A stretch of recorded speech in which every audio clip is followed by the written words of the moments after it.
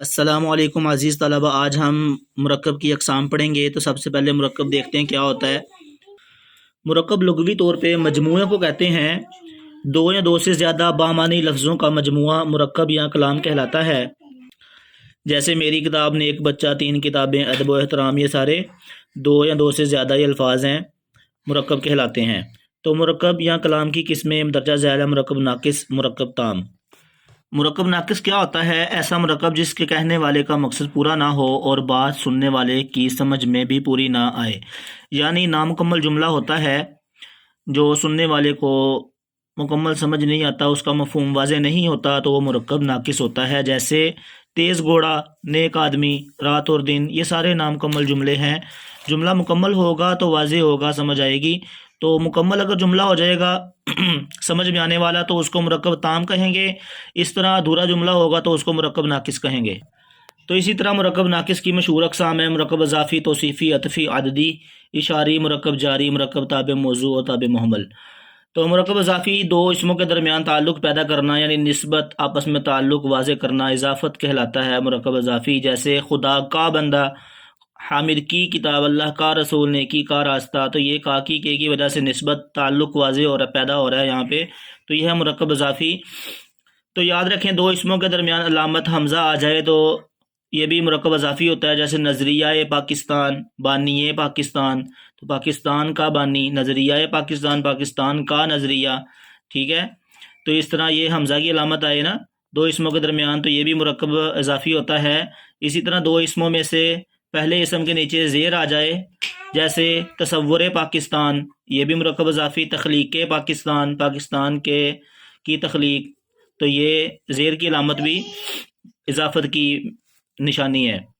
تو اسی طرح ملکیت ظاہر کرنے کے لیے جملہ کو بولا جائے: میرا قلم، تمہارا دوست، ہمارا اسکول، تو یہ ملکیت واضح ہو رہی ہے، تو یہ جملے بھی اس طرح مرکب اضافی ہوتے ہیں۔ تو اس کے بعد مرکب توصیفی، وہ مرکب جس میں اسم کے ساتھ اس کی صفت بھی شامل ہو۔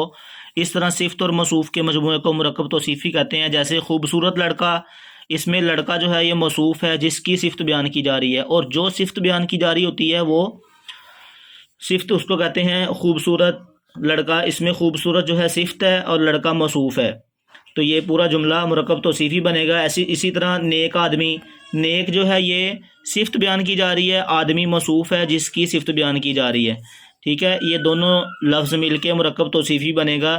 اسی طرح مرکب عطفی کیا ہوتا ہے؟ وہ مرکب جو دو اسموں کو آپس میں ملانے کا کام دیتا ہے۔ تو مطلب کیا ہے؟ عطف پیدا کرنا مطلب دو اسموں کو آپس میں جوڑنا۔ ان دو اسموں کو اردو میں ملانے کے لیے اور فارسی میں واؤ کا استعمال کیا جاتا ہے، جیسے قلم اور دوات، سیب اور انگور۔ یہ جو اور کا لفظ ہے یہ دونوں آپس میں، اور اسی طرح فارسی میں واؤ استعمال کرتے ہیں۔ اس کی مثال یہ ہے: شب و روز، شام و سحر، ملک و قوم، یہ درمیان میں واؤ آ رہی ہے، تو یہ مرکب عطفی بنانے کے لیے واؤ استعمال کی جاتی ہے۔ اسی طرح مرکب عددی، وہ مرکب جو کسی اسم کی تعداد یا گنتی کو ظاہر کرے، جیسے 11 کتابیں، 20 آم۔ تو بیٹا اس میں دیکھیں تعداد یا گنتی ظاہر ہو رہی ہے، جس میں جیسے 11 کتابیں یا 20 آم، 40 چور، 3 صدیاں، 5 گھنٹے، 4 خلفاء، 30 روزے، 2 عیدیں، تو یہ مرکب عددی ہے۔ اسی طرح مرکب جاری، یہ وہ مرکب ہے جس میں بات نامکمل ہونے کے ساتھ ساتھ ابھی جاری ہوتی ہے۔ اس طرح جار اور مجرور کا مجموعہ مرکب جاری کہلاتا ہے، جیسے قلم سے، کتاب میں، بستر پر، یہ بات ابھی جاری ہے، مکمل نہیں ہوئی، تو اس کو مرکب جاری کہیں گے۔ اسی طرح مرکب اشاری، وہ مرکب جس میں کسی اسم کے لیے دور یا نزدیک کا اشارہ پایا جائے، جیسے یہ مسجد، وہ لڑکا، یہ مرکب اشاری ہے۔ تو مرکب تام بیٹا ہوتا ہے دو یا دو سے زیادہ بامعنی لفظوں کا ایسا مجموعہ جس سے کہنے والے کا مقصد پورا ہو جائے اور سننے والے کو بھی بات سمجھ آ جائے، تو اس کو کہتے ہیں مرکب تام۔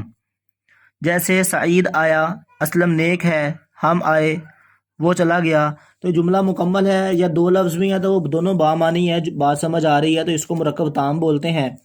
تو اس میں مرکب تابع موضوع کسے کہتے ہیں؟ ایسے دو لفظوں کا مجموعہ جس میں ایک بامعنی لفظ کے ساتھ دوسرا بامعنی لفظ بلا ضرورت استعمال کیا جائے، بغیر ضرورت کے۔ بلا ضرورت کا مطلب ہے بغیر ضرورت کے استعمال کیا جائے، تو اسے مرکب تابع موضوع کہتے ہیں۔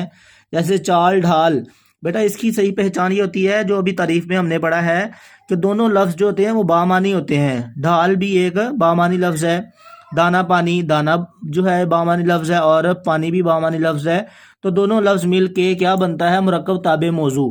تو مرکب تابع محمل کیا ہوتا ہے؟ ایسے دو لفظوں کا مجموعہ جس میں ایک بامانی لفظ کے ساتھ دوسرا بے معنی لفظ بلا ضرورت، بغیر ضرورت کے استعمال کیا جائے، مرکب تابع محمل کہلاتا ہے۔ جیسے روٹی، ووٹی، روٹی تو بامانی ہے، ووٹی بامانی لفظ نہیں ہے، اس کو محمل بولتے ہیں۔ اسی طرح جھوٹ موٹ، غلط ملط، بات چیت، کھانا دانا، تو یہ جو ہے روٹی ووٹی، ووٹی میں یہ محمل لفظ ہے، جھوٹ موٹ میں موٹ محمل لفظ ہے۔ ایک تو پہلے والا تو بامانی ہے، دوسرا محمل ہے، تو اس طرح دونوں لفظ مل کے یہ مرکب تابع محمل بنے گا، ٹھیک ہے۔ مرکب تابع موضوع میں دونوں بامانی لفظ ہوتے ہیں، تابع محمل میں دوسرا بے معنی ہوتا ہے، یعنی محمل لفظ ہوتا ہے۔ تو یہ بیٹا آج ہم نے یہ مرکب کی اقسام پڑھی ہیں، جس میں مرکب ناقص کی اقسام ساری وضاحت کے ساتھ پڑھ لی ہیں، اور مرکب تام کی بھی تعریف پڑھی ہے، اور اس کے بعد مرکب تابع موضوع اور تابع محمل کو ہم نے سمجھا ہے۔ تو یہ اس طرح آپ بھی اس ویڈیو کو دیکھیں اور اپنی قواعد و نشاء سے ان تعریفات کو یاد کریں اور مثالوں کو سمجھیں۔